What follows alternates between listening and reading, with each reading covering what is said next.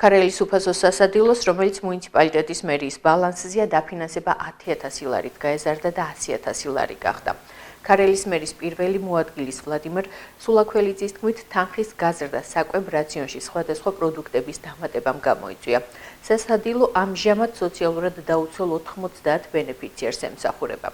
ბენეფიციარები ყოველდღიურად სხვადასხვა საკვებით არიან უზრუნველყოფილნი. ჯანმრთელობის პრობლემების მქონე პირები, რომლებიც გადაადგილებას ვერ ახერხებენ და სასადილოში მისვლა უჭირთ, მერია თავად უზრუნველყოფს მათთან საკვების მიტანას.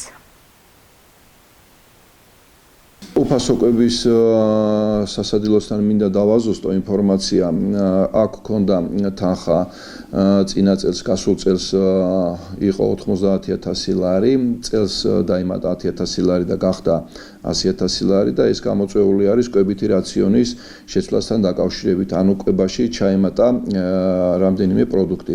ამ კვებასთან დაკავშირებით, კიდე უფასო სასადილოსთან დაკავშირებით ერთი მინდა დავაზუსტო, რომ ნებისმიერ ბენეფიციარს თუ შეიძლება შეექმნას ჯანმრთელობასთან დაკავშირებული პრობლემები ან მარტოა და ამ კვების მიმწოდებელი არავინ არ არის, აღნიშნულ საკითხთან დაკავშირებით გვაცნობებენ სასადილოდან და შესაბამისად ეს მომსახურეობა შეგვიძლია მივაწოდოთ ადგილზე ამ ადამიანს, რომ არ დარჩეს კვების გარეშე.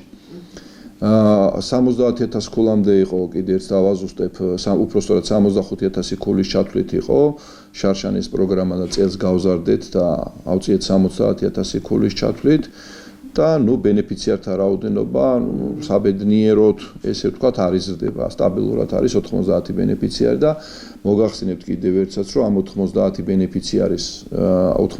ბენეფიციარის არა, ბენეფიციარის საერთოდ ხდება მომართვიანობიდან გამომდინარე რა, ამ უფასო კვებაში ჩასმა. და საბედნიეროდ ეს მომართვიანობა არ გვაქვს ამ ეტაპზე.